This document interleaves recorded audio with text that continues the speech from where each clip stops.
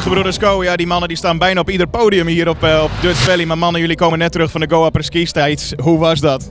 Ja, dat was gigantisch, hè. Ik weet niet hoeveel mensen er staan, maar de helft denk ik van Dutch Valley. Hè? Ze noemen het de Upper Ski stage, maar volgens mij was het gewoon main stage. Dat was echt niet normaal. Ze zijn nu nog pieren, ze waren aan het springen en die vissen die zijn nou de pieren allemaal bij elkaar aan het halen voor te gaan vissen dadelijk. Echt gewoon gigantisch. Dat is super. Ja, dat is wel fantastisch. Wij stonden op de achterzijde een beetje mee te kijken. De helikopter deed het goed, de toeter op mijn waterscooter, nou noem het allemaal maar op. Zo'n dag als dit, ik zei net voor de gein bijna alle podia, maar jullie vliegen wel van hot naar her hier, hè? Nou, vliegen, waar gaan we nu naartoe doen dadelijk? Nou, net Upper Ski, we staan nu bij Radio NL en dan gaan we dadelijk even eten. En dan gaan we naar het Mega Piraten en dan gaan we om 8 uur nog even terug naar Upper Ski. Dus we staan hier 4 keer. Vanmorgen hebben we kindershow gedaan en vanavond sluiten we af in Westervoort. Dus ja, we hebben een leuke dag.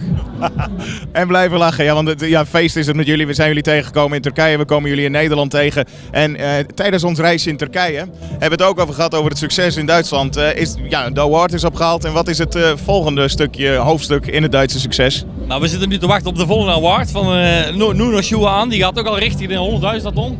Ja, daar krijgen we ook een award voor binnenkort. We hebben nu Ik Liebe Ananas, is nu een hele grote hit op Mallorca. Dat doen we met de Remy Demi Boys. Dat is een nieuwe act, die bestaat 1,5 jaar.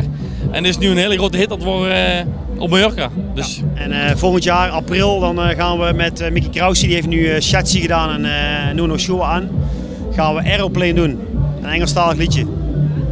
Dit belooft heel veel goeds voor de toekomst, mannen. Ja, we blijven aan de gang, hè. En natuurlijk de nieuwe single die volop meedraait op Radio NL en TV Oranje. Zijn daar al shirts van? Want ik zie nog steeds de blauwe stier. We hebben er al wel shirts van, maar die liedje doen we niet. We doen het shirt pas aan als we hem echt gaan zingen en dat is pas net uit. Dus vanaf volgende week zo gaan we hem echt zingen overal. Daar kennen de mensen hem ook al een beetje. Eerst even een beetje draaien en dan komt het helemaal goed.